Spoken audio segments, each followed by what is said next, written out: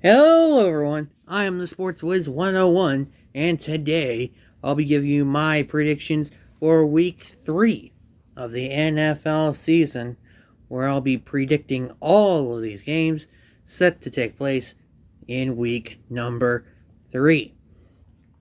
We'll be looking to bounce back from last week where we did horrible by our standards. We went 7-9.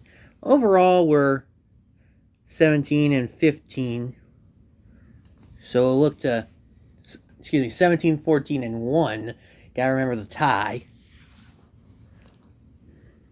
We'll look to bounce back, and we'll start by, again, we'll skip the primetime games, save them for later. So we start with Raiders-Titans. This is a battle between a couple of 0-2 teams, and depending on who you asked, either or both of these teams could have been seen as playoff teams going into the season. Here, I'll take the Raiders.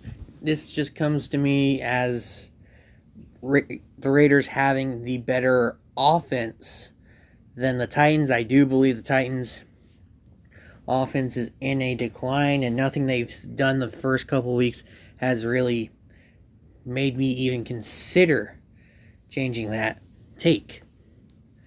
The Raiders, not so much. I mean, they were set to run away from the Cardinals, only to allow them to come back from a 23-7 deficit. I do believe the Raiders still will be good to score plenty against the Titans. That allows the Raiders to win. Next up, Ravens and Patriots set to take place in New England. Here, I'm taking Baltimore. I think the Ravens are just a more talented team than the Patriots, and I think Lamar Jackson will do a fairly good job of running wild on the New England defense. Cincinnati 0-2 on the season. A bit surprising for the defending AFC champions, and they'll be heading to the Meadowlands to take on the New York Jets. I think this is a get-right game for the Bengals, and that will allow Cincinnati to pick up the win. Chiefs and Colts. My Chiefs are 2-0 and are going into this game, which kind of has the basic formula for a trap game. I mean, think about it. Kansas City is coming off of a huge win last week, Thursday Night Football, against the Chargers. They're playing a team that has just absolutely sucked this year in the Colts, who tied with the Texans and then got beat in Jacksonville by the Jaguars 24-0. They didn't even score a single point on the Jaguars. And with Kansas City, it's almost easy to see them looking forward to their Week 4 game, which is against Tom Brady and the Buccaneers. And that kind of makes you worry if the Chiefs could maybe, I guess I don't want to say it this way, but could they be taking the Colts lightly? But then you think about who's running the Colts defense.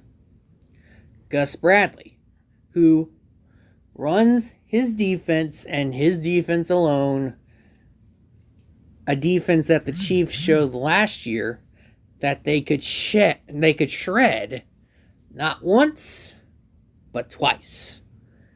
And if the Chiefs have an offensive day like they did last year when they faced this kind of defense, I just don't think there's any way the Colts score enough points to even have a chance in this one. So I guess that's why this is my lock of the week. And I am taking the Kansas City Chiefs to take down the Indianapolis Colts in Indy. Chiefs go to 3-0. Colts are still winless. I've gone 1-1 on my locks of the week. Hopefully we bounce back here after failing with our Bengals are the lock of the week take last week. Bills Dolphins. This is going to be an interesting game. One of these teams will be undefeated no more. And I think the Bills will be the team that comes out victorious in this one. I just think they're way too talented for Miami to overcome. It could be kind of a situation like how I lost my train of thought. I just think Buffalo's too talented for Miami to contend with, alright? Miami might try to make it a game and make it the closest game Buffalo's had to this point of the season.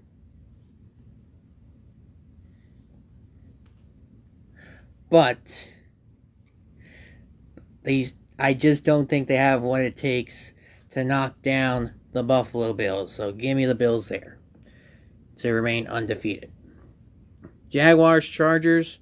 What's really interesting here is the health of Justin Herbert after he suffered a rib injury and the Chargers lost to the Chiefs.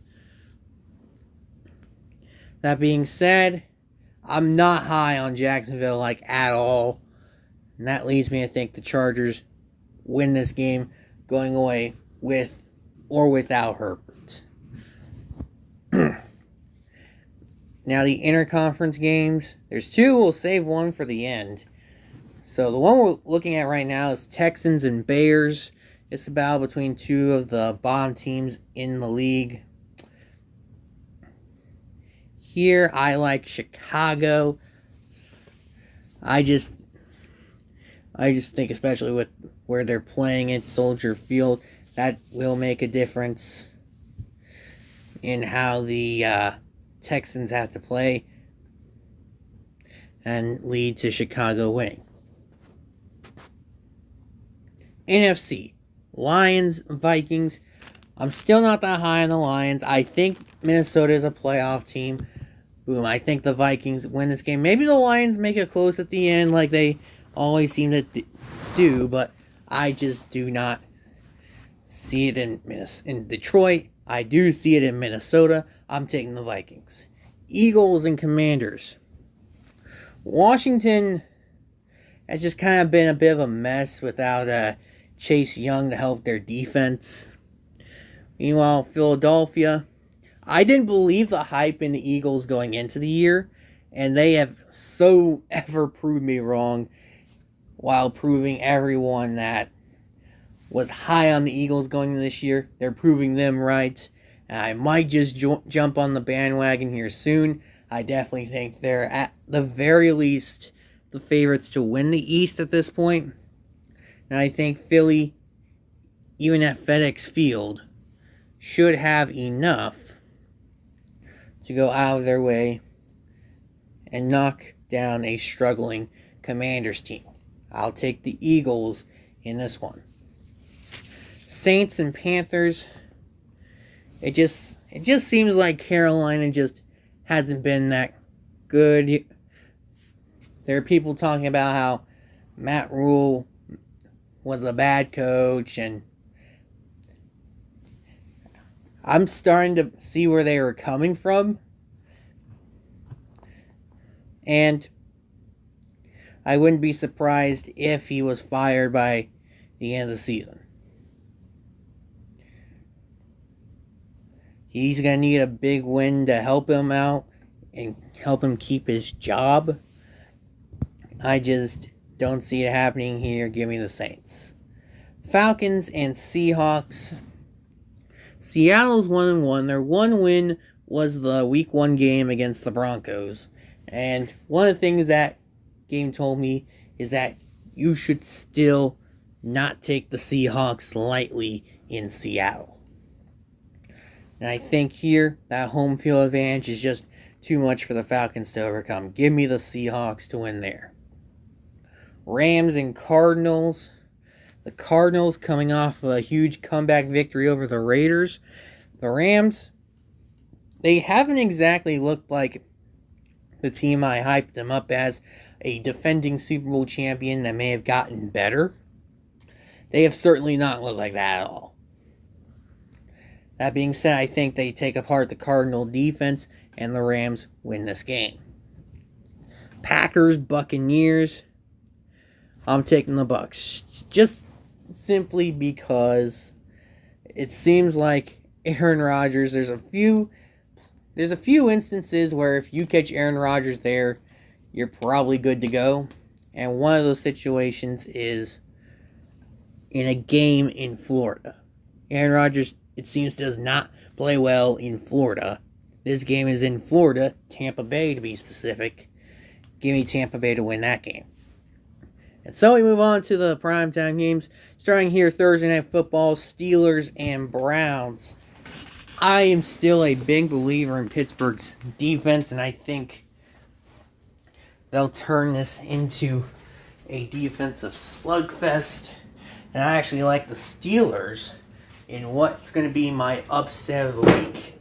I'm 1-1 on my upset of the week.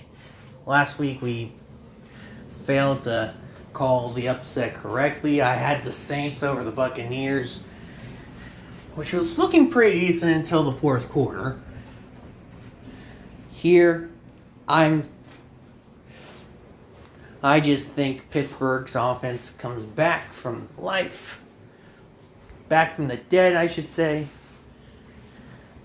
And that leads to the Steelers earning a road victory over the Browns. Sunday Night Football, 49ers and Broncos. This is interesting because of all the question marks surrounding these two teams. I mean, San Francisco, I think I said it, maybe not this season, but in a previous season, that the 49ers are always either really, really good or really, really injured. And it seems that this year is the really, really injured team because they've lost one of their top running backs in Elijah Mitchell. They've lost their starting quarterback in Trey Lance. It almost makes you worry what's going to happen to them this week in Denver. And then with the Broncos, they've been a team cursed with poor coaching decisions.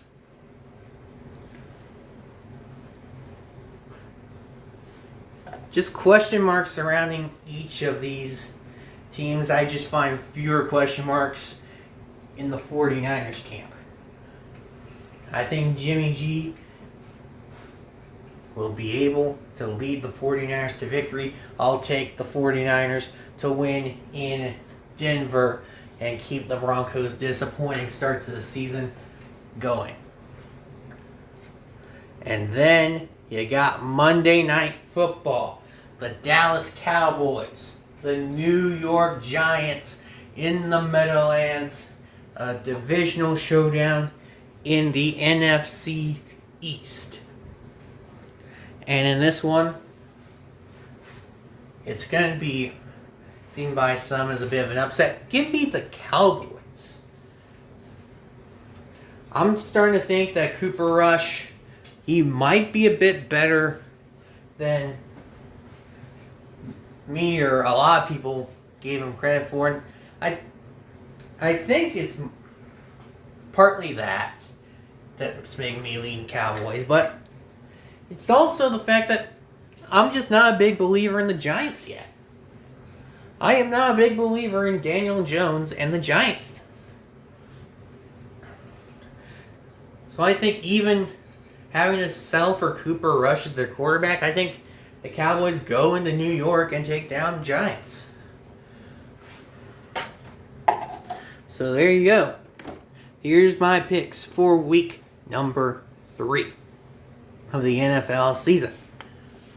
If you like this, please like and subscribe for more to come in the following weeks. I've been the Sports Wiz 101, and I will see you all later.